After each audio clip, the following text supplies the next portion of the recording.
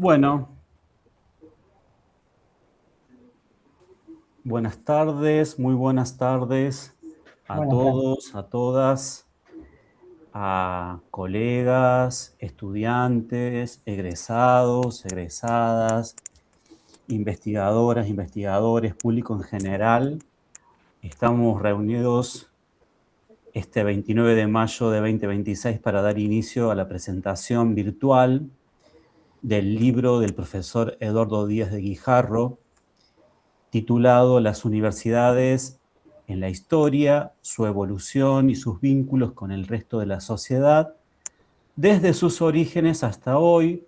Un libro que por acá tengo, lo mostramos, y Mercedes también, un libro de esos libros gordos que, que a uno le gusta tener para leer y para aprender, que fue editado este año 2026 por Editorial Prometeo. Y pasamos el dato que nos comentara Eduardo, que recién a partir de este mes de junio que se inicia, el libro va a estar en librerías.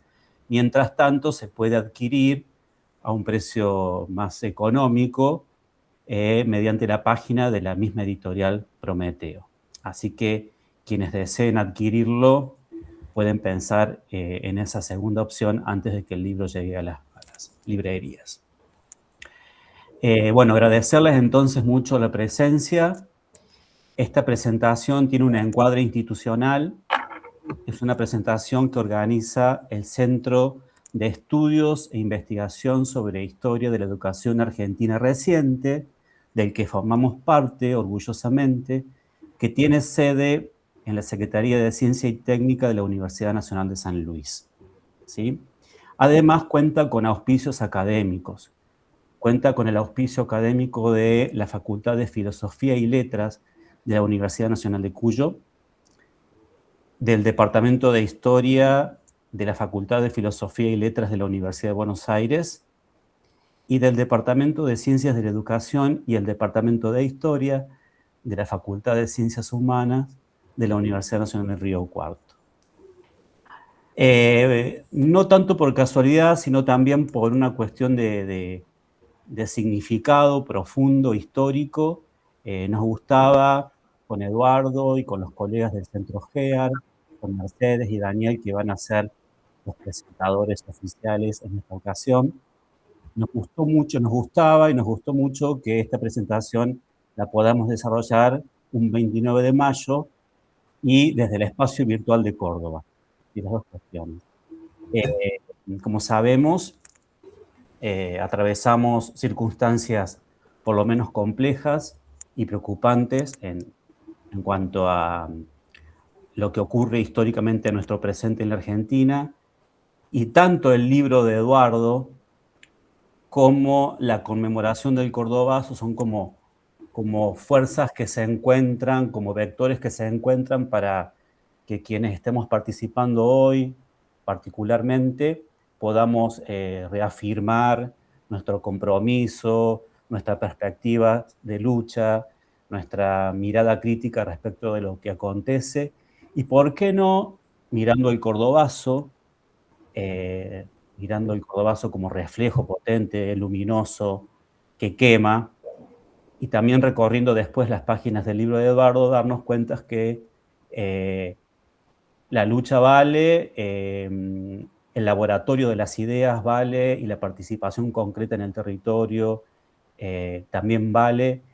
Y en ese sentido, en medio de tanta crueldad, que aparezca el optimismo y que aparezca ese legado de las luchas sociales a lo largo de la historia latinoamericana y argentina, de las cuales el cordobazo, por supuesto, en esas luchas encuentra un lugar particular, aunque no la única, ¿no? Entonces también un poco esta presentación está engarzada desde el Centro GEAR, en función también de una conmemoración en ese sentido, en el sentido de optimismo y de potencia histórica que nunca se pierde, aunque parezca que, bueno, que no hay salida. En ese sentido, voy a presentar brevemente a Eduardo. Eduardo es licenciado en Ciencias Físicas por la Facultad de Ciencias Exactas y Naturales de la Universidad de Buenos Aires, magíster en Ciencia, Tecnología y Sociedad por la Universidad Nacional de Quilmes. Ejerció la docencia en la Universidad de Buenos Aires en la década del 60. Como profesional y como trabajador, como estudiante, como docente, ha participado de las luchas gremiales y políticas estudiantiles en los 60 y 70. Y algo interesante que a él le gusta remarcar coloquialmente, su trabajo después, posteriormente, en la industria farmacéutica por largos años, le permitió conocer desde adentro las relaciones entre las empresas y los empresarios, el sistema hospitalario, el trabajo de los médicos, la competencia industrial con las multinacionales, los avances tecnológicos, etc. Es un apasionado de la historia en general y de la historia de las universidades y de la educación superior en particular. Y entre el 2005, y el 2022 fue coordinador del programa de Historia de la Facultad de Ciencias Exactas y Naturales de la Universidad de Buenos Aires. Desde allí nos ha ofrecido numerosos trabajos, ¿sí?, que se encuentran disponibles en la web. Trabajos que son como un claro ejemplo, no sé si ejemplo, porque la palabra ejemplo es un poco compleja, una clara muestra de las encrucijadas resultantes entre compromiso ético y rigurosidad conceptual y rigurosidad académica. En los trabajos de Eduardo sobresale la perspectiva crítica de larga duración, ¿sí? Y esto es un poco lo que ya comentábamos en algún otro evento, particularmente en el encuentro que tuvimos hace poco en Buenos Aires, de que este su libro representa un ejercicio muy interesante, pero a la vez singular, de los que no abundan, ¿no? Porque es un libro de largo aliento que presenta la historia de las universidades de una larga duración, un poco a contracorriente o a contrapelo del mandato epistemológico, académico, academicista, mejor dicho, de esta época, que nos demarca a todos nosotros el estudio de lo microscópico, el estudio de lo chiquito, el parcelamiento, el hiperparcelamiento de lo social, ¿no? Y entonces, en ese sentido, ya seguramente van a hacer alusión sobre esto los comentaristas, pero en ese sentido el libro de Eduardo es un contraejemplo, ¿sí?, que busca lo mejor de las tradiciones, de los ejercicios historiográficos que buscaban explicar los grandes procesos para de esa manera llegar a interpretaciones, comprensiones más sustantivas que por ahí son los ejercicios que no abundan. Bueno, Eduardo, finalmente cierro con esto. Eduardo es miembro del Comité Académico, Honorario y Académico del Centro de Estudios e Investigación sobre Historia de la Educación Argentina Reciente, ¿sí? Y bueno, vamos a dar paso a los dos comentarios iniciales. Vamos a recibir primero a Daniel Duarte, docente del Departamento de Historia de la Facultad de Filosofía y Letras de la Universidad de Buenos Aires. Daniel.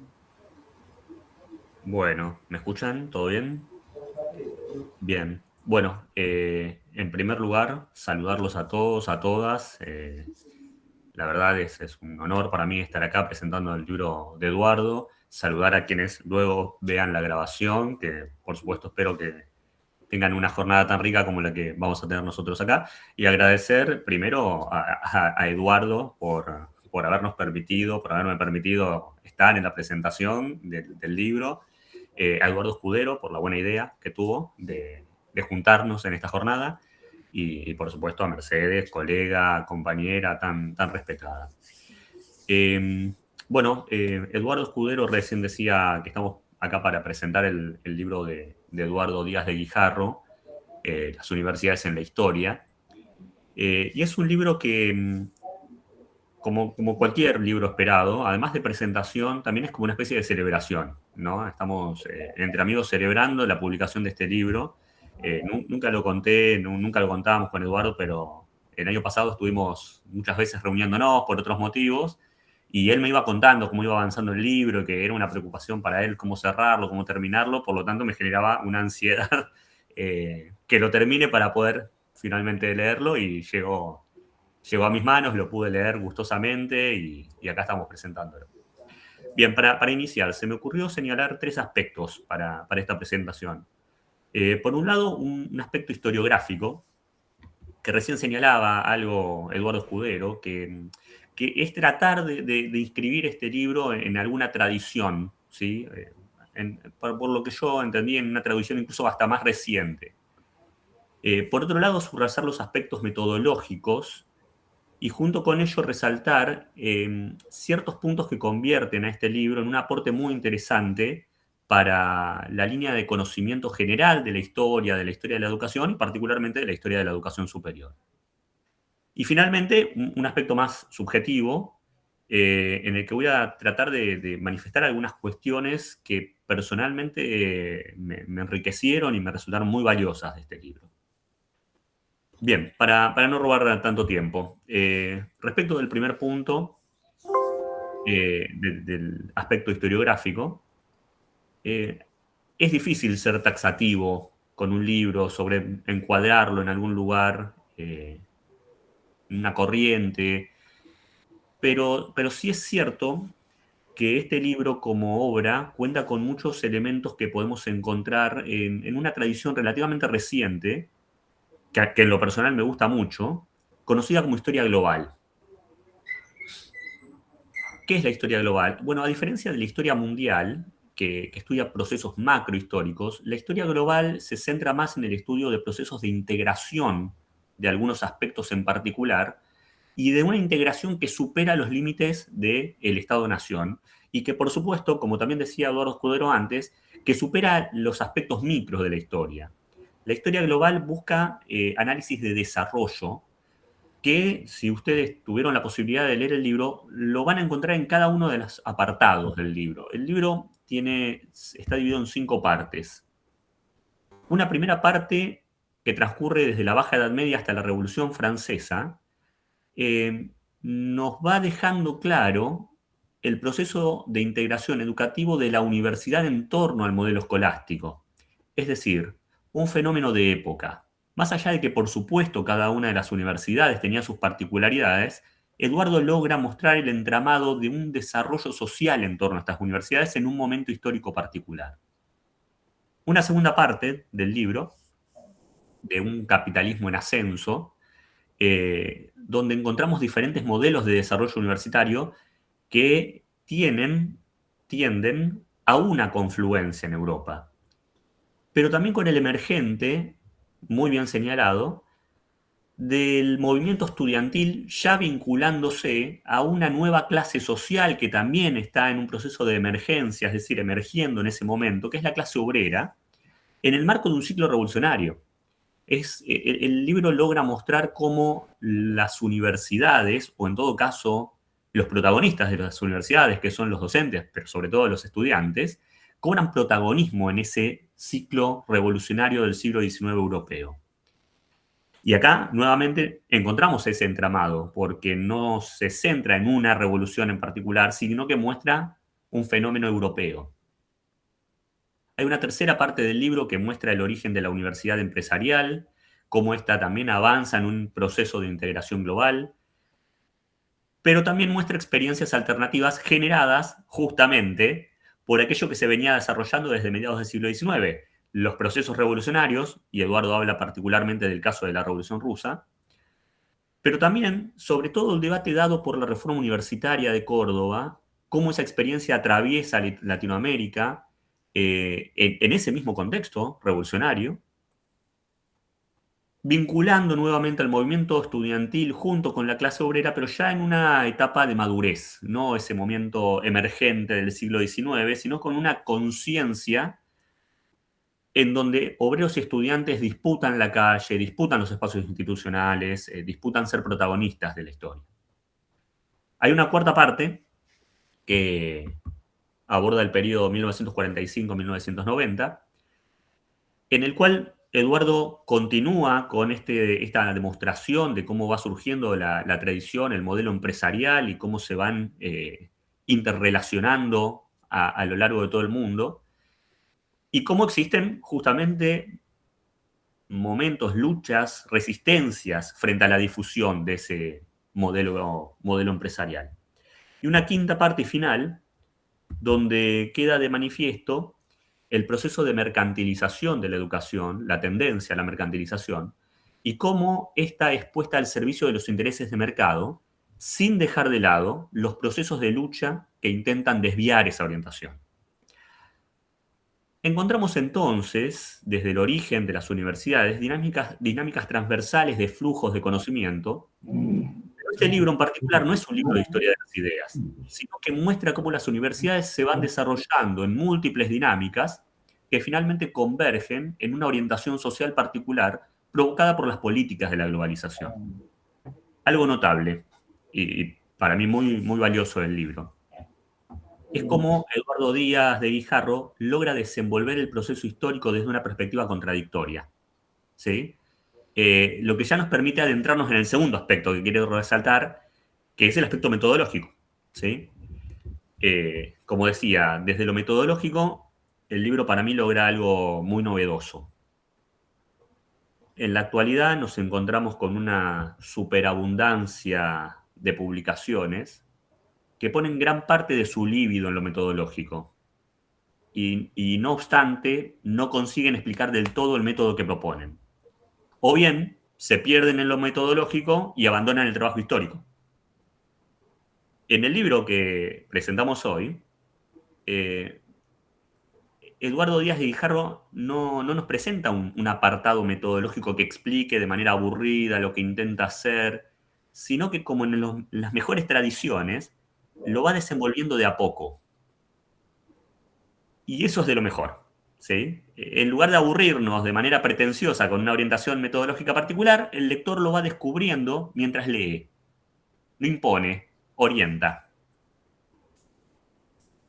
Se puede ir descubriendo medio a escondidas. Yo subrayé algunas frases del libro. Frases tontas, pero frases que uno le va prestando atención. En el libro abundan las fechas. Sin embargo, Eduardo tiene la delicadeza de incluir una cita de Reud donde afirma: las fechas solo hacen referencia a aspectos parciales del cambio histórico. Ahí hay un aporte metodológico. Otra cita. El título de la segunda parte, cuando habla de un capitalismo en ascenso, tenemos un concepto que está muy discutido dentro de la ciencia histórica, dentro del marxismo, y sin embargo, Eduardo lo pone en el título mostrando su orientación, sin necesidad de tener que andar abundando en explicaciones innecesarias. El epílogo de la tercera parte también cumple con ello, marcando el carácter epocal de la irrupción del imperialismo y del modelo educativo más adecuado para ese momento histórico. Bien, más adecuado en este caso, como decíamos antes, ¿no? el modelo empresarial norteamericano para los intereses de la clase social que impulsa el imperialismo. Y uno va viendo cómo a lo largo del libro desenvuelve las contradicciones básicas, busca la punta del ovillo, ¿no? De las diferentes problemáticas y va tirando de él, mostrando la complejidad. Una contradicción fundamental, por ejemplo, que atraviesa todo el libro, es el de presentar a las universidades como instituciones conservadoras, pero que a su vez forman para la transformación social, ¿sí? En otro apartado, que también merece ser citado y que también nos involucra con lo metodológico, en la página 191 dice: del mismo modo que los protagonistas de la revolución científica se habían formado en universidades escolásticas, numerosos pensadores socialistas del siglo XIX estudiaron en universidades de Estado capitalistas. Ahí hay una contradicción, ahí hay una metodología y ahí hay algo para subrayar. También nos muestra cómo los procesos de mercantilización que ponen a la ciencia al servicio del mercado requieren de formar a una mayor cantidad de personas que necesariamente provienen de clases subordinadas, dando como resultado resistencias, luchas del movimiento estudiantil, tal como logra mostrarlo hacia finales del libro. Bien, el libro cumple con los parámetros de un movimiento dialéctico que de fondo muestra las contradicciones entre las clases sociales. Es un marxismo ayornado, que recupera lo mejor de la teoría del materialismo histórico, sacándolo de lo que puede ser considerado una ortodoxia obtusa que suele obrar en muchos casos solamente como mera propaganda. El libro no hace eso de ningún modo, logra su objetivo de ser un libro científico, histórico, y ahora vamos al tercer apartado en el cual voy a subrayar un poco estos aspectos. ¿Qué me parece importantísimo del libro? El libro no aburre, ¿sí? Eso es todo un mérito. Fue escrito de manera ágil, pero profunda. Acá los colegas por ahí van a coincidir conmigo en lo siguiente. Nos hemos acostumbrado a leer libros pesadísimos, difíciles de terminar. Bueno, no es este el caso, ¿sí? Y yo eso lo valoro mucho, porque desde mi perspectiva, en gran medida, el conocimiento es conocimiento cuando cumple con la capacidad de poder transmitirse. La tradición de escritura reciente nos obliga a leer investigaciones muy bien hechas, con mucha profundidad, pero, y disculpen el término académico, son un embole. ¿Sí? Por otro lado, otra cosa a subrayar del libro, el libro tiene algo para decir. El libro nos dice algo. Y eso también es fundamental. Cumple con su objetivo como libro. También nos hemos acostumbrado a investigaciones muy profundas, detalladas, muy bien hechas, que finalmente no dejan nada porque no nos llevan a ninguna conclusión, ¿sí? O no hay una recepción por parte de los lectores de aquello que fue investigado. Para cerrar, Eduardo nos deja, en cambio, un libro serio, interesante, un aporte al mundo del conocimiento, con conclusiones valiosas que podemos adoptar, no de manera ciega, sino desde el mejor de los aspectos de la crítica científica y epistemológica, pero sobre todo que da gusto leer. Así que felicitaciones, Eduardo, por el libro y bueno, te agradezco por este espacio. Bueno, creo que por más que estemos en la virtualidad, le podemos dar un aplauso fuerte a Daniel. Muchas gracias, Daniel, por tu comentario. Acá estás recibiendo, no sé si ves las manitos. Y Sí, ahora, gracias a todos, pero fue un gusto. seguidamente, vamos a recibir a la profesora Mercedes Barischetti, también, al igual que Daniel, miembro del Centro GEAR, docente e investigadora de la Facultad de Filosofía y Letras de la Universidad Nacional de Cuyo. Mercedes. Hola, buenas tardes. Muchas gracias por la invitación. En primer lugar a Eduardo Díaz de Guijarro y a Eduardo Escudero también. Gracias a Daniel por compartir este espacio. Yo me tomé el atrevimiento de hacer una escritura que me gustaría leer, así que sí, espero no aburrir mucho, pero y voy por un lado parecido a lo que han empezado a esbozar y tentar acerca de la lectura del libro, pero al mismo tiempo voy por otro lado. Así que, Eduardo, espero que te guste lo que he pensado para este libro. Quería comenzar diciendo que cuando se presentó este libro en las jornadas del Centro EAR en Cava, con mi colega Cintia Bonomo, nos dijimos, queremos ese libro para nuestros estudiantes de Historia de la Educación. Así que en esta oportunidad me gustaría un poco comentar por qué este libro nos parece un texto central en la enseñanza de la historia de la educación. Bueno, en primer lugar, es especialmente importante que el autor haya decidido titular a su obra Historia de las Universidades y no Historia de la Universidad. Esto da cuenta de entrada de la consideración diversa de las universidades en distintos campos, decisión que problematiza el concepto habitualmente unánime de considerarlas una homogeneidad histórica o social. En este sentido, el libro explora y recorre experiencias de educación superior desde la antigüedad, que podríamos llamar no exclusivamente clásica, trayendo experiencias de búsqueda de respuestas a problemas humanos desde civilizaciones mesopotámicas, orientales, de la Via Yala. Esto es un punto clave, porque se ha construido un discurso pretendidamente único que asocia directamente las casas de altos estudios con la Atenas clásica, pasando por el Renacimiento a la Europa occidental y de allí como una herencia inefable a sus colonias en el mundo. Pero Eduardo nos muestra que la educación superior muchas veces rompió moldes, como decía recién Daniel, ¿no? Y fue la herramienta crucial para cuestionar lo instituido. El autor no desconoce el hilo genealógico que habitualmente ha unido estos momentos paradigmáticos de la historia, pero no lo coloca como única opción entre las diversas formas que la educación avanzada, superior o como queramos denominarla, asume. Desde esta perspectiva, atreverse a superar la mirada europeocéntrica de la universidad como constructo inamovible es, en parte, una manera de apropiarnos de estas instituciones, a la manera en que Arturo Roig nos inspira. Me atrevo a traer aquí una cita de Arturo Roig. Diremos dos cosas que nos parecen de fundamentalísima importancia y que nos permiten sentarnos ante una mesa, no a conmemorar ni menos aún a celebrar un pasado que únicamente merece ser estudiado para enriquecer nuestra memoria e historia crítica. Una de ellas es la que los bienes culturales no valen por sí mismos, sino que son profunda y radicalmente históricos. Y la otra, que esos valores culturales valdrán humanamente en la medida en que los sepamos hacer valer por haberlos asumido desde nosotros mismos como sujetos de nuestra propia historia y con un espíritu liberador. Con estas palabras de Arturo Roig, volviendo al libro, este libro logra justamente apropiarse del concepto universidades, parado desde la perspectiva latinoamericana o latinoamericanista.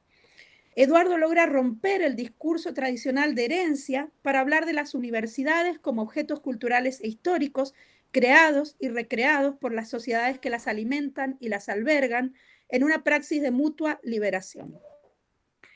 Sigo con Roig, ¿no? Es otra historia nos han contado, es otra historia la que nos han contado. Y Roig dice esto: los lenguajes nos recubren absolutamente y es en ellos y a través de ellos que nos identificamos y que nos identifican, que nos asignan un lugar en la sociedad, una tarea, una función. Y todo eso nos lo cuentan y lo sabemos aún cuando percibamos la cuota de constructividad de los mapas que nos recubren por entero. Esto es en el cuento del cuento, una conferencia de Arturo Roig. Vuelvo entonces a enlazar un poquito. Otra historia que nos han contado entonces es la historia de nuestras propias universidades argentinas, derivadas de aquellas españolas que colonizaron el cuerpo y las mentes de las élites dirigentes. Las universidades argentinas como continuación de aquellas o como resistencia a ellas en momentos de gloria que las colocan en un pedestal. Pero estas universidades no fueron siempre gloria y no estuvieron siempre midiéndose con las reglas de las españolas o las francesas. Y en este sentido, el libro realiza un aporte sustantivo al traer al ruedo otros tipos de educación superior. Solo mirar el índice da cuenta ya de la apertura del escrito, que descentra la universidad como una institución medieval moderna exclusivamente europea occidental. Descentra, se sale de esa mirada, ¿no? Y acá voy a traer otro filósofo latinoamericano, Enrique Dussel, en 2001, Hacia una filosofía política crítica, explica los alcances de esa modernidad. La pos, y habla de la posmodernidad, ¿no? Lo pos de la posmodernidad no le quita su eurocentrismo. Se presupone como obvio que la humanidad futura alcanzará las mismas características como situación cultural que la Europa posmoderna. La posmodernidad es profundamente eurocéntrica, ya que no puede imaginar que las culturas excluidas de su positividad valiosa en el proceso moderno colonial pueden contribuir con sus aportes en la construcción de sociedades futuras posterior a la cultura europea.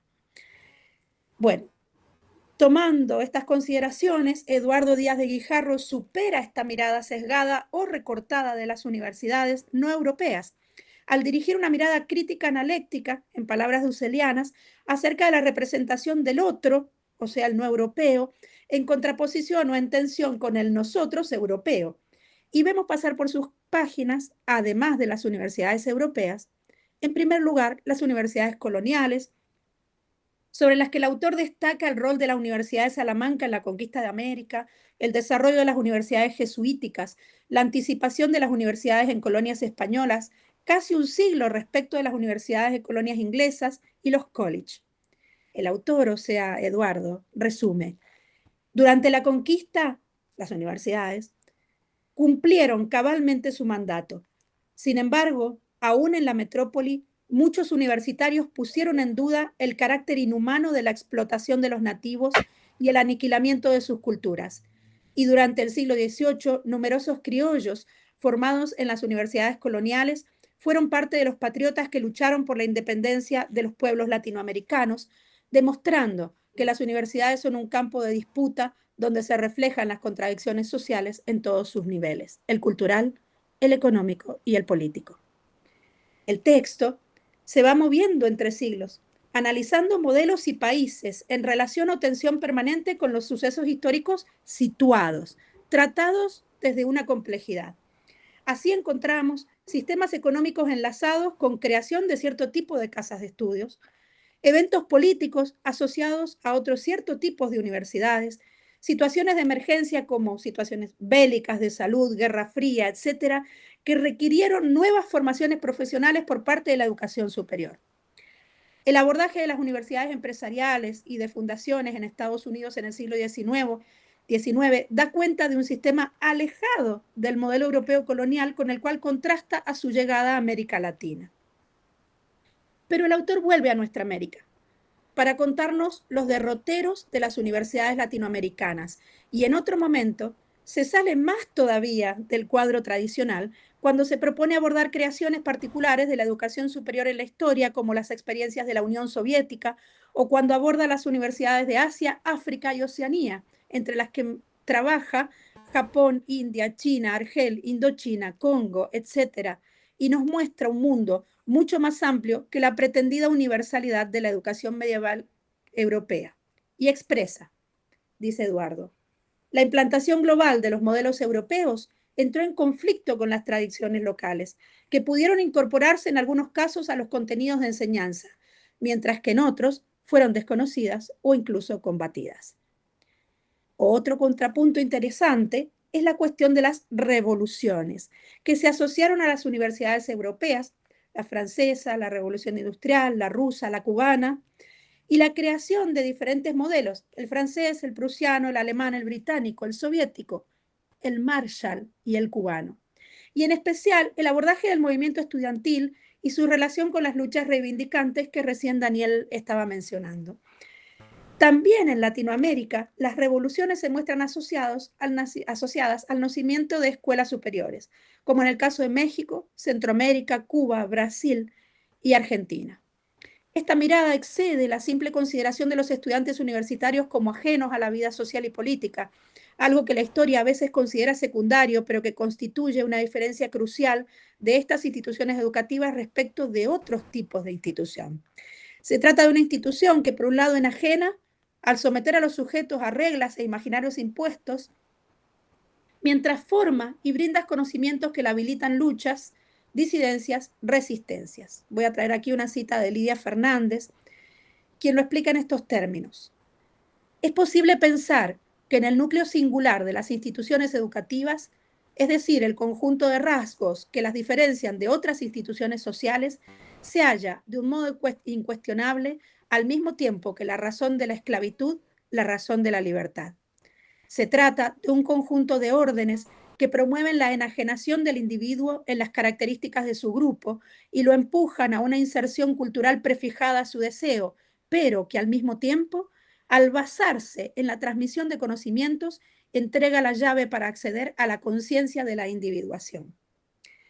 Eduardo, entonces, propone en este libro pensar el movimiento estudiantil.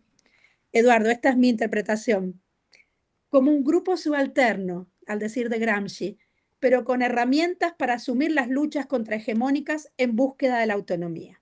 Expresamente, Eduardo dice, desde la creación de las primeras universidades, los estudiantes se unieron para defenderse de los abusos de las autoridades eclesiásticas o civiles, o para organizar los estudios o sus condiciones de vida. A partir del siglo XIX, comenzaron a sentirse involucrados también en los problemas de otros sectores sociales y de su nación. Esta línea genealógica del movimiento estudiantil toma especial relevancia para la Universidad Argentina en 1918, asunto al que Eduardo le dedica un capítulo completo con sus proyecciones latinoamericanas. Desde este punto, se destaca la colaboración de los movimientos estudiantil y obrero, asunto que le otorga una mirada más integral a la historia que se retoma más adelante con el ya conocido Mayo francés del 68, la Primavera de Praga, junto con otras acciones en Estados Unidos. Aborda incluso las características de estas banderas estudiantiles en las últimas décadas. Al final de la tercera parte se advierte que, Eduardo advierte que, ninguno de los cambios se originó solamente por la crisis interna de las universidades. Las transformaciones económicas y sociales de las sociedades a las que pertenecían jugaron un papel decisivo. En tercer lugar, acá me muevo entonces del punto que venía tratando, no por eso menos importante, es el lugar que el texto dedica a la visibilización de las mujeres universitarias. En este caso no se trata de un capítulo, sino de una recurrencia. Díaz de Guijarro toma una situación, la contextualiza, la analiza, la relata desde un punto de vista más o menos universal, pero como una píldora de realidad, deja un espacio para hablar de las mujeres que pudieron formar parte de los claustros en cada caso. Así en la página 72 nos cuenta la historia de Ana María Van Schurman, no sé si está bien pronunciado, quien debía cursar tras una cortina. En la página 156 recupera la graduación de Mary Charlie, o en la página 166 nos trae a Laura Martínez Carvajal y Mercedes Riva. Más adelante, ya asociadas no solo a estudios universitarios, sino también a movimientos por los derechos, encontramos a Alice Hamilton en la página 291, o asociadas a grandes avances tecnológicos no reconocidos, como el caso de Rosalind Franklin en la página 411. Otra belleza de este libro es la mirada desde la Argentina, las universidades públicas, los movimientos obreros y estudiantiles, los avances y retrocesos en cuanto a participación política y derechos, que Eduardo pone en contexto con la situación de Latinoamérica, algo que se puede ver muy claramente en los capítulos de los años 70, en donde aborda comparativamente México, Brasil, Cuba, Chile, Nicaragua.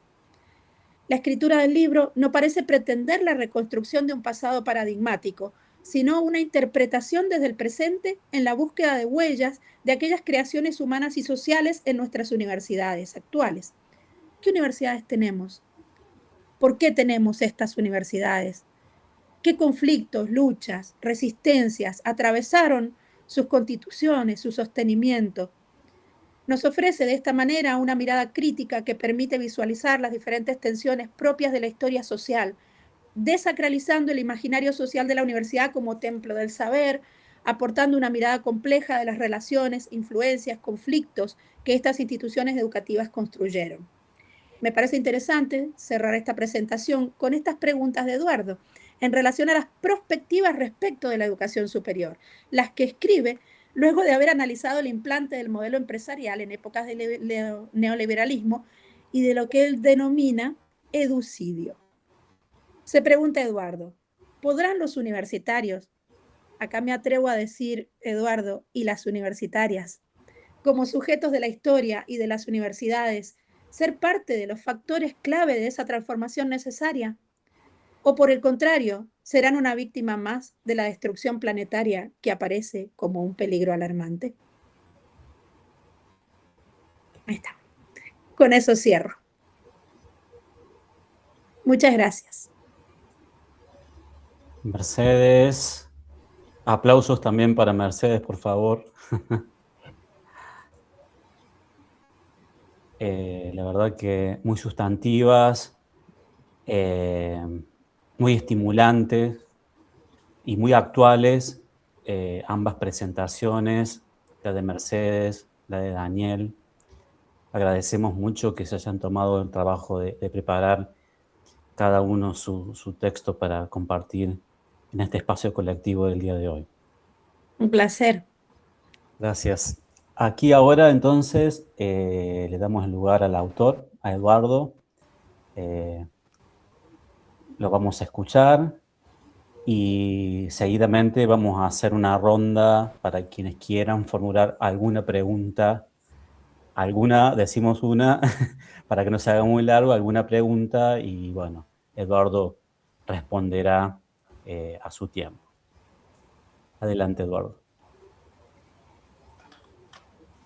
Voy a comenzar con un comentario totalmente subjetivo que yo en absoluto tenía preparado. En realidad les comento que esto que estamos haciendo ahora, en rigor, es la cuarta presentación del libro, porque hubo dos que se hicieron muy a las apuradas en el mes de marzo, cuando el libro acababa de salir de la imprenta, y luego otra en la Facultad de Ciencias Exactas de la UBA la semana pasada. Pero en esas tres ocasiones, como el libro estaba con la tinta fresca, fui yo el que hablaba y expliqué más o menos los contenidos del libro y cuáles habían sido mis intenciones para escribirlo. Pero todavía no tenía la respuesta, digamos, de quienes ya habiendo leído el libro pudieran transmitirme sus comentarios. Entonces, el comentario subjetivo que yo quiero hacer ahora al empezar es que la intervención tanto de Eduardo Escudero como las de Daniel Duarte y las de Mercedes, que fueron muy descriptivas y expresivas, me provocaron una gran emoción, o sea, una gran alegría, porque eso es lo que yo quería decir. O sea, me siento como mirándome en el espejo en lo que ustedes han dicho. Algo así también me ocurrió en la presentación en Ciencias Exactas, con la intervención que hizo Raúl Carnota, que fue uno de mis lectores, digamos. Yo en la introducción es una de las personas a quienes le agradezco por haber leído los borradores, y que también había interpretado muy bien lo que yo tenía intención de decir, pero ahora veo que ustedes lo han explicado mejor que yo, digamos. O sea, resulta muy interesante cómo ustedes lo ven. O sea, eso es algo que casi yo diría en este momento no tengo nada más que decir. O sea, sí, voy a decir algunas cosas, pero creo que la primera es esa, que me siento sumamente consustanciado con las miradas que ustedes han interpretado en lo que yo quise decir en este libro. Y además que creo que esto, refiriéndome a lo que al principio dijo Eduardo Escudero, yo también tuve durante todo el proceso de escritura un gran temor. O sea, ¿vale la pena escribir un libro así? ¿Puedo yo escribir un libro así? Me parecía algo casi imposible, justamente, como lo señaló Eduardo Escudero, va en contra de la corriente predominante actual, que es la de la hiperespecialización, la de profundización en aspectos parciales de la historia, y yo intentaba abarcar algo demasiado ambicioso. Pensaba yo, esto es demasiado ambicioso. Realmente me costó un gran trabajo, pero también, apoyándome en lo que dijo Escudero al principio, a mí la escritura me llevó unos 5 años más o menos, desde que resolví, bueno, empiezo a escribir esto, Pero ahí está la experiencia de toda una vida en realidad, ¿no? Lo que mencionó Eduardo, o sea, esa visión de historia global o de universidad como campo de disputa, de un mundo plagado de contradicciones, de disputas, fue algo que, una visión que yo fui adquiriendo a lo largo de toda mi experiencia. Yo tuve, digamos, la desgracia que perdí mi trabajo académico en el momento que estaba empezando el doctorado. Fui despedido en la época de la dictadura de Videla.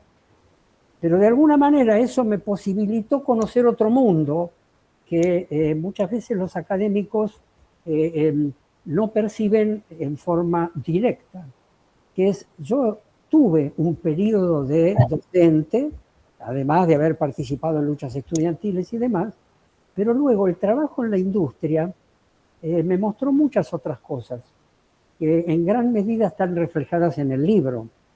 O sea, la universidad, las universidades, como bien dice Mercedes, no son entidades aisladas, están inmersas en un mundo plagado de contradicciones. Y además, acá yo agrego, sí, un concepto adicional a lo que ya se dijo. Por cierto, uno de los impulsos que me llevó a mí a completar esa tarea tan difícil fue la crisis actual de las universidades en la Argentina, digamos, la crisis política, social, económica de la Argentina y del mundo, ¿no? Y la percepción de que incluso en las luchas de resistencia contra esta injusticia en el campo de la educación superior, en general falta algo. O sea, se pelea mucho en este momento por los recursos financieros, ¿no?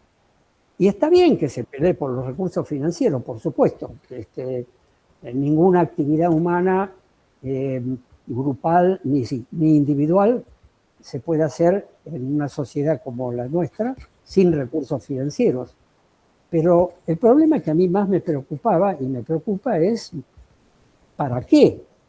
O sea, las universidades, ustedes ya lo dijeron y lo interpretaron muy bien, son un campo de disputa entre los intereses de las clases dominantes, de los sectores que quieren imponer sus políticas desde los gobiernos o desde las empresas, y los sectores, ya sea colectivos como el movimiento estudiantil o el movimiento docente o de los investigadores, o también personas individuales como el intelectual que produce, que piensa y que hace propuestas, que en muchos casos se oponen a esa política predominante de los sectores que dominan la sociedad, buscando nuevas salidas. Pero, por lo menos en los últimos tiempos, predomina un concepto de que se nos está negando el derecho a la educación. Correctísimo, se nos está negando el derecho a la educación. Pero no hay tantas preguntas sobre un derecho a qué educación y para qué queremos esa educación. Porque las universidades no son algo que...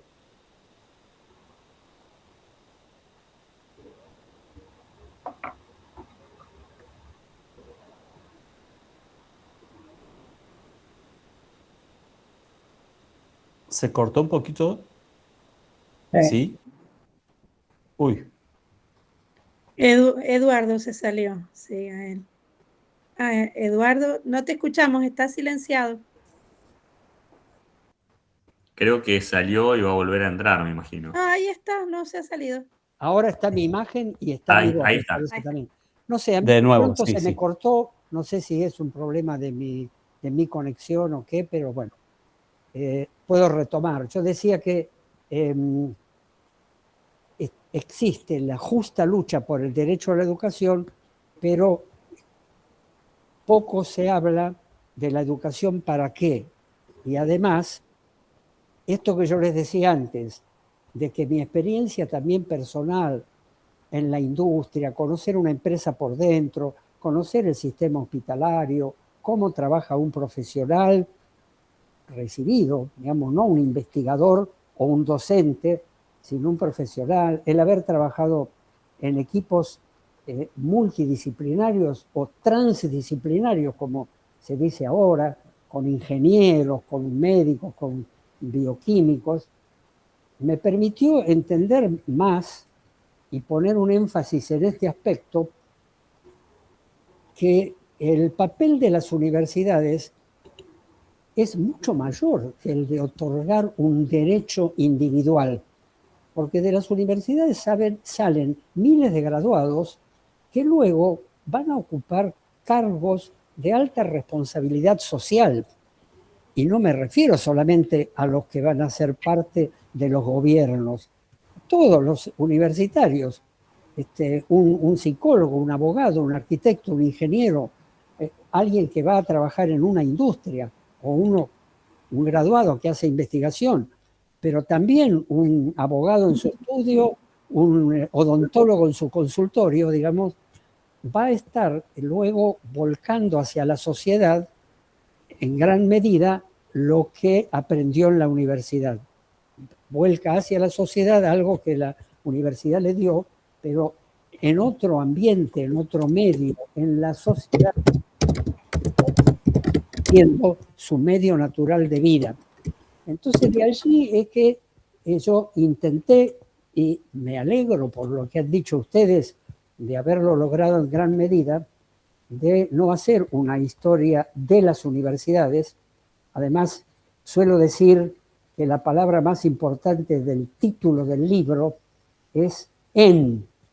Cuando yo digo las universidades en la historia, ya estoy aludiendo a que se trata de una historia social y de una historia donde me interesa mostrar la relación entre universidades, política, economía y evolución temporal de la historia, que me parece que es la única manera de poder sacar conclusiones más de conjunto y que puedan servir más para el futuro, porque la pregunta que formuló Mercedes al final de su intervención, les comento para quienes estén escuchando esto, pero no han leído el libro, no es una pregunta que me hace Mercedes a mí, es la pregunta que yo puse al final del libro, para todos los lectores y para todos aquellos que luego sean protagonistas de la historia.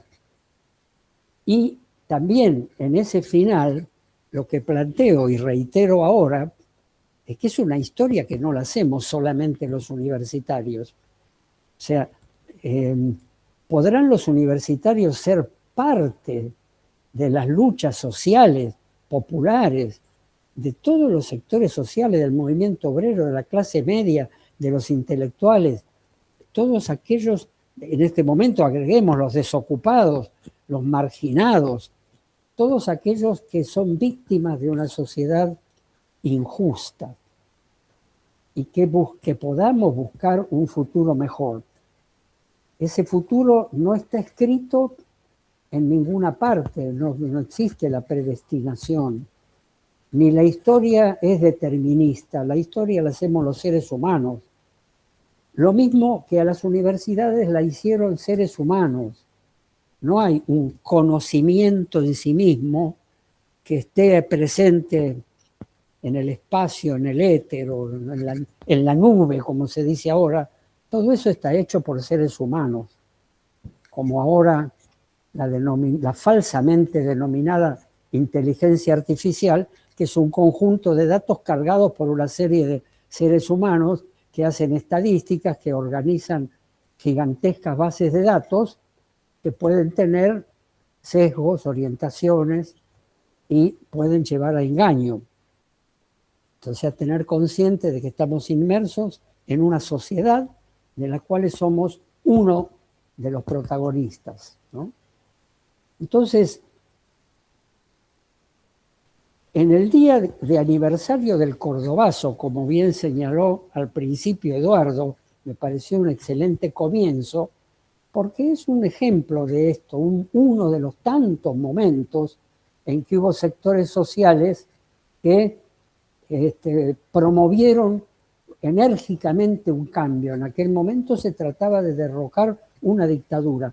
Para los más jóvenes es una historia un poco antigua porque ocurrió en 1969. Para los que lo vivimos, forma parte de nuestra propia historia. Y hoy se cumple un aniversario de esa fecha. No quiere decir que toda transformación requiera de violencia, de que haya enfrentamientos callejeros ni muertes. A veces eso lamentablemente ocurre. Otras veces no, se trata de procesos intelectuales, de innovaciones, de movimientos sociales. En fin, la historia es muy compleja, muy rica y llena de sorpresas además, porque de pronto pueden aparecer muchas cosas inesperadas. Entre otras, por ejemplo, estos últimos años que estamos viviendo en la Argentina, que pienso que ninguno de nosotros 3 o 4 o 5 años atrás ni soñaba que podríamos estar teniendo un presidente y un gobierno como el que tenemos ahora. Dentro de unos años puede ser que aparezca otra variante distinta y también sorpresiva, no sé si de presidente, pero por lo menos de posibles cambios sociales, de los cuales podríamos o no ser protagonistas. La pregunta, Mercedes, está abierta y la historia resolverá esa pregunta, pero la historia la hacemos nosotros junto con mucha otra gente, ¿no? Entonces, en este momento, además, la otra mención que yo no quería dejar de hacer es que estamos haciendo esta presentación en medio de luchas concretas del movimiento estudiantil y de huelgas docentes por algo que tampoco hace un tiempo hubiéramos soñado que podría ocurrir, este desprecio por lo que es la educación, esta ignorancia supina sobre la importancia del conocimiento y de todo lo que implica la educación, no solo la universitaria, desde la primaria, desde la preescolar hasta la postuniversitaria, que, entre otras cosas, como para agregar una pequeña perla, entre los tantos recorridos históricos y geográficos que hice en la audacia de animarme a escribir ese libro, aparecen algunos casos que a mí me resultaron sumamente interesantes cuando se encara la reforma universitaria vinculada con una reforma global de la educación. Es imposible cambiar las universidades si no cambia la educación primaria, la secundaria, y yo diría algo más, si no cambia la sociedad en su conjunto. Los reformistas de 1918 en la Argentina decían, no puede haber reforma universitaria sin reforma social. Yo complemento esa frase también poniéndola a la inversa, no puede haber reforma social sin reforma universitaria. Todo forma parte de un gran paquete que es la aventura del futuro, nuestra y de todos los que nos seguirán. Yo no puedo agregar nada más porque creo que las mejores cosas fueron ya dichas por ustedes y simplemente esto es un pequeño complemento de mi parte. Y espero que sí, que esto sirva espero que mi libro sirva para continuar, no solamente para que lo lea mucha gente, que desde luego para eso lo escribí, y por eso creo que Daniel fue muy oportuna la observación que hizo. Yo fui muy cuidadoso en tratar de escribir en un tono llano, ameno. El libro tiene muchas ilustraciones que forman parte del relato, la ilustración no como adorno, sino como parte conceptual que muestra aquello de lo que se está hablando en esa página.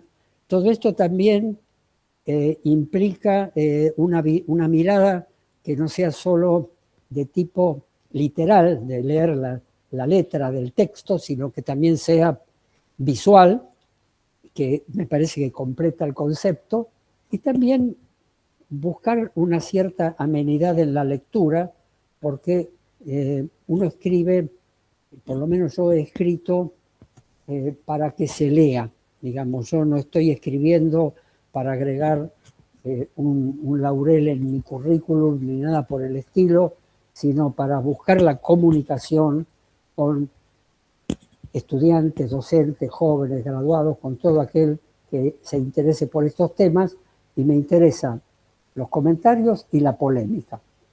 Y muchas gracias por todo lo que ustedes han dicho y por la oportunidad de hacer esta presentación. Nada más. Bueno, aplausos y felicitaciones para Eduardo.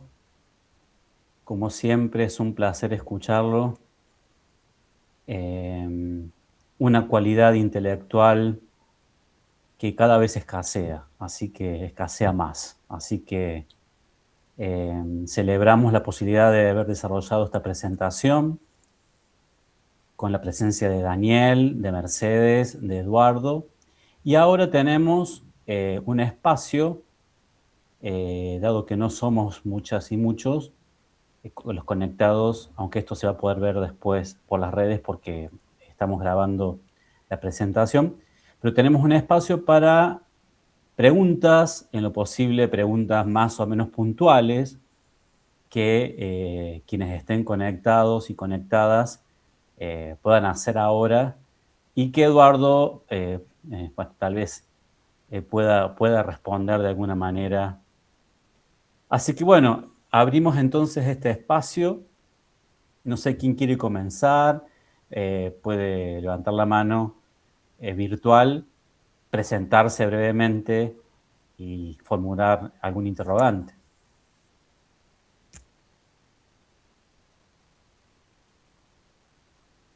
Dina, ¿quieres habilitar tu micrófono y presentarte y hacer la pregunta? Sí, bueno, mi nombre es Dina Rosa, soy profesora de la Universidad Nacional de la Patagonia Austral, la Unidad Académica San Julián, y también miembro del Centro GEAR, y como había hecho un comentario arriba que después seguramente Eduardo como coordinador lo puede leer, pero básicamente Eduardo, yo pongo DDG, Díaz de Guijarro. Me interesaba preguntarte, porque alguna vez intercambiamos algún trabajo y algunos comentarios que yo hice, ¿cuál es tu opinión o tu mirada en términos de estas contradicciones que comentaron ambos presentadores sobre las que vos, de alguna manera, en torno de las cuales vas desarrollando tu libro? ¿Cuál es tu mirada, opinión en términos de esas contradicciones sobre el origen de las universidades creadas en los últimos tiempos en Argentina, en la década de los 90 y primeras décadas del siglo XXI? Bien, muchas gracias, Dina. Vamos a, mientras Eduardo anota el interrogante, toma nota de eso. ¿Alguna otra pregunta? Anímense. Que no sea un viernes de timidez, por favor. Bueno, Federica. Hola Eduardo, hola a todos, ¿cómo están? ¿Se escucha bien? Sí, se escucha muy bien. Bueno, primero me parece fantástico el libro, no lo leí todavía, pero por lo que dijeron los comentarios. Federica, me parece, podemos esperar un ratito, me parece que se nos perdió Eduardo Díaz de Guijarro. A Ya ver si volví, vuelve. no sé qué pasa porque mi Bueno. computadora se enoja conmigo. Bueno, ahora sí, entonces, vuelve Eduardo y vuelve Federica de cero. ¿Te querés presentar, Fede? Bueno, yo soy Federica Gualtieri, soy profesora en Historia. Estoy ahora cursando la licenciatura en Historia en la Universidad Nacional de Río Cuarto y formo parte del grupo académico bolivianista de la Universidad Nacional de Río Cuarto en cuanto a investigación. Eduardo, primero me interesa mucho el libro, me gusta mucho la mirada y todos tus aportes que hiciste recién. Y quería preguntarte, sin ánimos de ser curiosa ni chusma, pero sí cuánto incidió tu militancia en cuanto al acercamiento a la historia, porque veo que tu formación es de otra facultad y me interesa eso, ¿cuál fue tu influencia desde la militancia hacia tu interés en la historia y de qué manera eso también influye en tu escritura para que sea cercana a todos en esto que dijiste recién con tu lenguaje no académico o un académico pero que se entienda y que se pueda leer? Muchas gracias, Federica, de la Universidad Nacional del Río Cuarto. Gracias por conectarte. Ahora tenemos el interrogante o la consulta, la inquietud de Gabriela Kruder. Era solo un comentario. Agradecer esta presentación. Hemos aprendido y siempre los espacios de intercambio siempre resultan prometedores en el sentido de la reflexión que proponen. Y bueno, quería decir también que tanto en la presentación que se hizo en las 6ª jornadas del libro como ahora, es bien interesante observar el anclaje en el presente. Eso siempre que Eduardo, yo lo he escuchado hablar, siempre tiene una mirada muy atenta sobre el presente y ese presente global, porque las referencias a los centros de estudio y a lo que está sucediendo ahora en el mundo, más allá de la inteligencia artificial, sino los conflictos, la destrucción de tantos centros de estudio en Oriente Medio, a los que estamos asistiendo así, mirándolo, siempre es una palabra, la de Eduardo, la que nos lleva a reflexionar en torno de nuestro posicionamiento. Así que, como me voy a tener que retirar, entonces quería comentarle esto a Eduardo, a ustedes, y voy a escuchar las preguntas, las respuestas que pueda alcanzar a escuchar. Un saludo a todos y a todas. Gracias, querida Gabriela. Bueno, ¿alguna otra pregunta? Aprovechemos que tenemos tiempo, ganas, inquietudes. Bienvenida, Cecilia Jaxer. Te presentás porque yo te conozco, pero... Sí. Bueno, mi nombre es Cecilia Jaxer. He sido profesora de la Facultad de Ciencias Humanas en el Departamento de Educación hasta hace muy poco tiempo y celebro esta presentación del libro, la invitación al profesor Eduardo Escudero, conocerlo al profesor Díaz de Gijar, que no lo conocía. Así que, bueno, felicitarlos porque realmente ennoblece y más en estos tiempos, ¿no? Un encuentro de esta manera.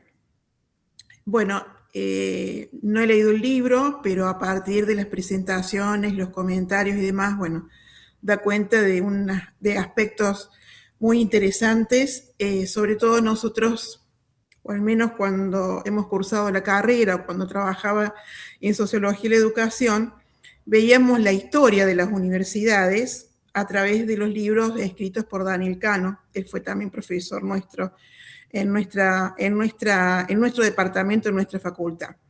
Y me parece que todos los aspectos que han remarcado acá, bueno, son más que auspiciosos, interesantes y desafiantes. En muy poco tiempo, o sea, al menos uno que ha escuchado, se advierte la pertinencia de mirar a las universidades, que es fundamental, y no la universidad, y por otra parte en contextos diferentes. nosotros veíamos en esta historia de las universidades siempre con respecto mayoritariamente a Argentina y a Europa, pero no incorporábamos, obviamente, la historia del resto de las universidades que por algunas lecturas, bueno, uno entiende que las universidades orientales pareciera que aparecieron antes que las europeas, etc. Bueno, así que ampliar esta mirada en este momento, anclarla en la realidad, es fundamental, es fundamental la vuelta y la ida de la historia, la realidad, la educación, la sociología y otras asignaturas que nos permiten justamente tener una mirada más reflexiva y a su vez que nos pueda dar mayores aportes, digamos, a esta crisis que nos, de alguna manera, nos omnibula y por ahí nos frena, ¿no?, a seguir avanzando en algunas líneas de trabajo y demás. Así que lo celebro y realmente muy importante el aporte, profesor, que usted ha hecho en este, me parece, libro, que aún no lo he leído, pero ya da cuenta de muchas cosas. Muchas gracias, Cecilia. A ver, ¿algún otro interrogante, alguna pregunta que pueda aparecer? Marisa Vargas, buenas tardes. Hola, buenas tardes a todos y a todas. Un placer la invitación a través de una colega, específicamente la hija de Eduardo, con quien tuve la posibilidad de hacer un seminario hace un par de años atrás, 2 años será, y cuando él nos comentaba en ese momento, en ese seminario, que estaba escribiendo el libro y que este intercambio que hacíamos en ese seminario le servía a él también como incentivo para avanzar. No he leído el libro, pero al haber hecho el seminario, como que ya tengo un adelanto de lo que es el libro, ¿no? Así que solamente felicitarlos, Eduardo, y un placer volverlo a encontrar y gracias por la invitación.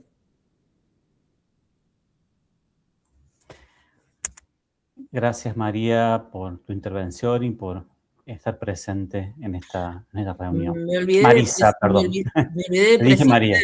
Me olvidé de presentarme. Sí, soy Marisa de Jujuy, actual ex docente universitaria de la Universidad Nacional de Jujuy, actualmente en función administrativa, docente en el Ministerio de Educación y de Salud, vinculando las carreras de salud con el Ministerio de Educación. Muchas gracias. Claudia Díaz. Mi nombre es Claudia Díaz. Bueno, ya estoy jubilada. Hace 13 años soy también egresada de la dignísima Facultad de Ciencias Exactas y Naturales. Soy bióloga, licenciada en biología y también profesora de la misma Facultad de Ciencias Naturales, que ahora, la semana que viene, la facultad entra en un proceso de elecciones del claustro de graduados. Hago la propaganda porque pertenezco al grupo de graduados.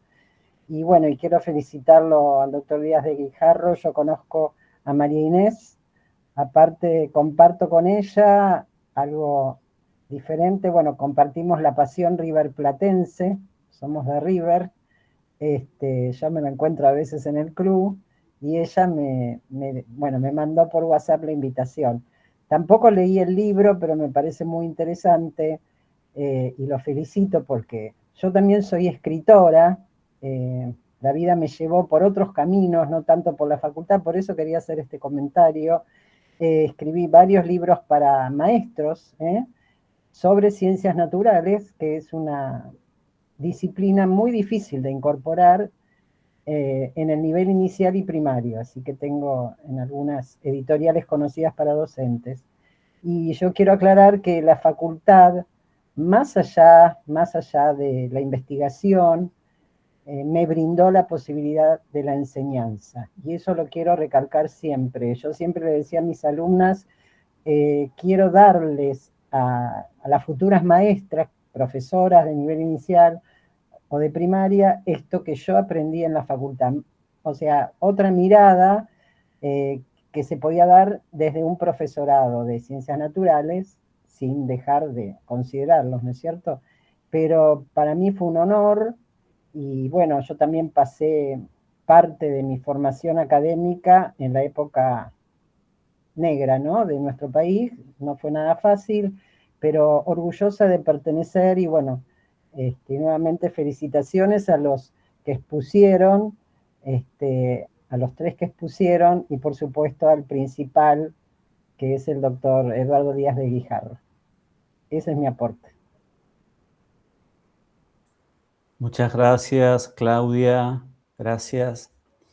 Bueno, si hay algún interrogante más, si no, ya vamos a la parte en que Eduardo responde, comenta.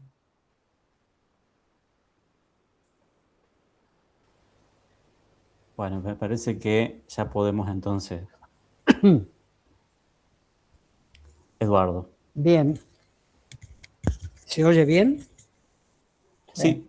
Sí, bueno, yo anoté acá en primer lugar la pregunta de Dina Rosas sobre las universidades creadas en las últimas décadas en la Argentina.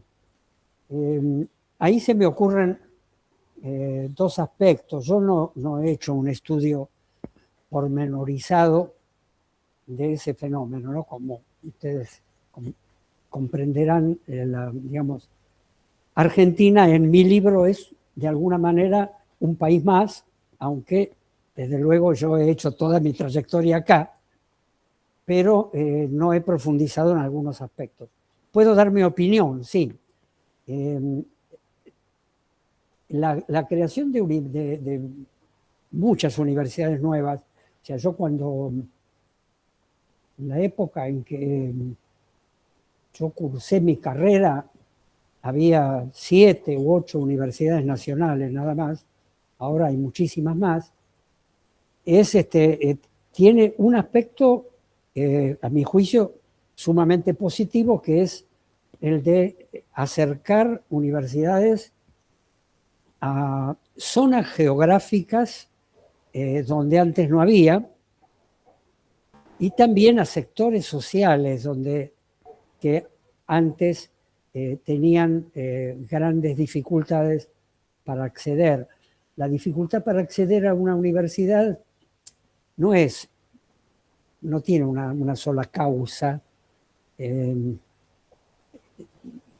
Puede influir el tipo de educación que recibió hasta ese momento, puede influir en muchos casos, es muy importante, el factor económico, también hay factores culturales, también existen prejuicios culturales de ciertos sectores, además de la falta de, a lo mejor, un estudiante que tiene que viajar 200 kilómetros para llegar a la universidad más cercana, bueno, le resulta prácticamente imposible hacerlo, como en la época que yo me refería, que había 7 u 8 en todo el país, ¿no?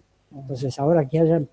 Bueno, por otro lado, o sea, eso lo doy como un elemento muy importante. O sea, en este momento hay muchos graduados que son hijos de obreros o que son el primer universitario de su familia en cuanto a padres y abuelos, cuando en realidad 50 años atrás, en general, los universitarios eran y éramos hijos y miembros de familias que ya tenían otros antecedentes o predecesores universitarios.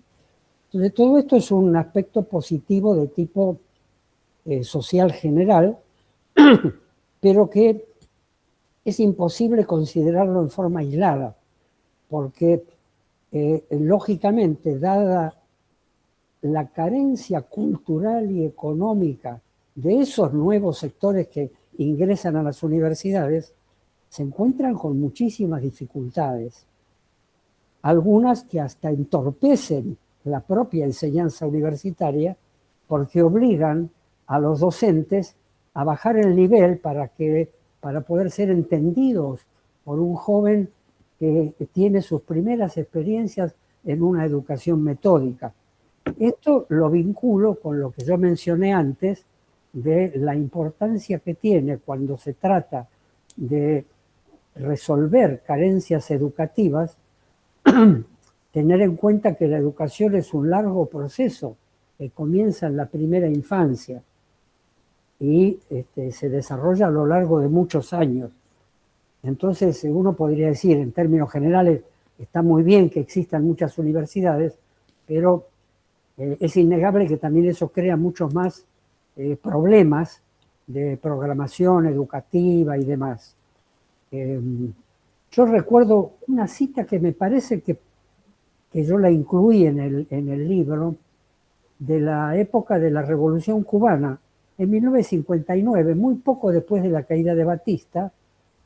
Ernesto Guevara visita una universidad en un ambiente relativamente hostil de los estudiantes hacia la Revolución Cubana, que se declaraba socialista, y él plantea que es necesaria una gran reforma educativa, pero que no le pueden reclamar a las universidades que de un día para otro se transformen en instituciones educativas que realmente sirvan a la sociedad. Y que eso es un largo proceso, que va a llevar muchos años, desde que un cambio social permita modificar la enseñanza primaria, la secundaria, y que permita modificar la cultura de la sociedad, o sea, el ámbito en el cual el estudiante se mueve en este momento totalmente presionado por la propaganda. Hace unos años decíamos por la televisión, ahora tenemos que decir por las redes sociales, que si no se cambia todo eso, digamos, el docente de una universidad del conurbano de Buenos Aires o de alguna ciudad chica del interior, yo creo que se debe estar viendo en serias dificultades para realmente transmitir lo que querría transmitir en una universidad. Por eso, más que nunca, en este caso, creo que es una realidad que muestra con mucha crudeza la necesidad de que si hay un cambio sea más global. Estos docentes en esas universidades nuevas están algo así como en el frente de batalla, pero están asumiendo una responsabilidad que en gran medida los excede, porque los gobiernos tendrían que tomar muchas otras medidas para permitir que esos estudiantes que llegan al nivel universitario traigan una formación mejor que la que reciben ahora. O sea, volvemos al planteo de que todos estos sectores están interrelacionados, ¿no? La educación universitaria con el resto de los niveles y con la política y con la economía. De manera, Dina, que no puedo dar una respuesta categórica a tu pregunta. Si las universidades son un campo de disputa, esas universidades son uno de los sectores, digamos, es como, digamos, el momento en que uno lo ve ahora en algunas películas, ¿no? Los soldados que estaban en las trincheras en la Primera Guerra Mundial, arriesgando su vida para defender intereses que no eran los de ellos, en medio del barro y de las enfermedades, y que estaban sufriendo mucho más que quienes los habían mandado. O sea, el problema a resolver excede con mucho el puntual de lo que está ocurriendo en un aula de esas universidades, que deben ser aplaudidas, pero que no podemos conformarnos con su creación, digamos, ¿no? Incluso en esas universidades yo creo que hay que explicar esto también, porque si no los pobres chicos que entran al primer año o al ingreso y ven que no pueden seguir, el complejo que les puede dar a ellos es absolutamente injusto. No es porque no sean suficientemente inteligentes, es porque son hijos de este injusto sistema capitalista que no los ha sabido educar mejor en sus primeros años y que ha llevado a su familia a la miseria en muchos casos. Entonces, el problema allí es bastante global y muy difícil. Mucho más que esto no puedo decir. Y todo esto también está muy vinculado a la segunda pregunta, la de Federica Gualtieri. Ustedes advertirán que prácticamente en casi todas las cosas que yo estoy diciendo hay un impulso de militancia por la transformación social. No soy un espectador, he sido toda la vida un actor de estas luchas y no puedo separar mi interés por la historia de mi interés por la política y de mi interés por la acción, ¿no? Entonces, Federica, mi historia política es larga, compleja, cambiante. He pasado por diversas agrupaciones, partidos, gremios, etcétera, pero en todo momento, a lo largo de cuánto llevo ya de actividad política, más de 60 años, siempre ha sido con una búsqueda de superar las desigualdades sociales. Superar las desigualdades sociales implica superar las desigualdades culturales y educativas. Por lo tanto, implica todo esto de lo cual hemos estado hablando hoy aquí. Y también implica el comentario que hizo Gabriela Kruder. Tampoco me puedo separar del presente. Sigo considerándome un luchador por la justicia, por la vida, en contra de todo tipo de explotación y de abusos, y a favor no solamente a favor de los derechos, sino a favor de la vida humana, lo cual implica mucho. No solamente que a uno no lo maten, o que no lo torturen, o que no lo metan preso, sino que le permitan desarrollarse en la plenitud de lo que es un ser humano, en materia cultural, en materia artística, en materia de poder disfrutar del ocio, del arte, de de la cultura, del conocimiento. Y bueno, eso sí, es en mi caso ha sido una larga trayectoria que sigue, espero poder seguir durante unos cuantos años más, y los que son más jóvenes tienen más años por delante, de manera que se deposita en ellos un caudal de confianza bastante grande y una expectativa. El resto de quienes hablaron últimamente, más que preguntas, hicieron comentarios, así que yo no tengo mucho más para agregar. Pero sí, para reiterar esa pregunta que queda abierta y que señaló Mercedes, de que nadie nos va a regalar nada, ni tampoco vamos a lograr todos nosotros solos. Por el momento, yo no querría agregar nada más.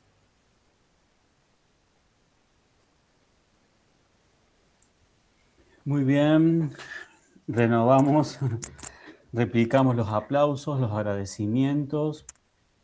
La verdad que es un orgullo y un honor haber podido contar con los comentaristas y con Eduardo y presentar un libro de historia escrito por alguien que no ha sido ni es un espectador, sino, como él mismo se definió, alguien que experimenta a lo largo de toda su vida ese impulso de militancia por la transformación social.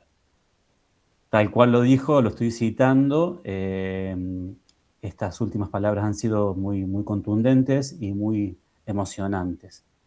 Y desde el Centro GEAR, el Centro de Investigación y Estudio de Historia de la Educación Argentina Reciente, radicado en la Universidad Nacional de San Luis, en su Secretaría de Ciencia y Técnica, pero que tiene una red amplia de académicos, estudiantes y egresados que lo integramos. Agradecemos a todas y a todos quienes participaron hoy de esta presentación virtual. Invitamos a que consigan, compren el libro de Eduardo, lo difundan y podamos también darlo a leer a nuestros estudiantes y a nuestros colegas. Y bueno, no sé si Daniel y Mercedes quieren agregar algo. Este es el momento. Sí, simplemente agradecer, volver a invitar a leer el libro que vale la pena. La verdad es un muy buen libro para los que estamos en esto, que no es solamente como estaba cerrando Eduardo, ¿no? La educación superior, sino la lucha por una orientación social particular para esa educación. Así que agradecido de estar formando parte de este panel y agradecido a Eduardo Díaz de Guijarro por el libro. Bueno, yo solamente decir, Eduardo, que cumplimos lo que nos comprometimos en marzo cuando me firmaste este libro, en dárselo a nuestros estudiantes para que ellos puedan tener una mirada distinta de lo que tradicionalmente se enseña en la historia de la educación. Así que ya estuvo en manos de estudiantes. Gracias. Bien, para que lo tengamos presente, esta grabación, el video, la grabación de esta presentación va a ser colgado en el canal de YouTube de la Facultad de Ciencias Humanas de la Universidad Nacional de Río Cuarto y también va a circular por las redes del Centro GEAR. Así que vamos a tener ocasión de volver a escuchar las presentaciones, los comentarios y las respuestas de Eduardo. Desde ya muchas gracias nuevamente y que tengan un excelente fin de semana. Gracias al Centro Gracias GEAR a todos, a todas. Gracias a todos. Gracias. Saludos a todos y todas.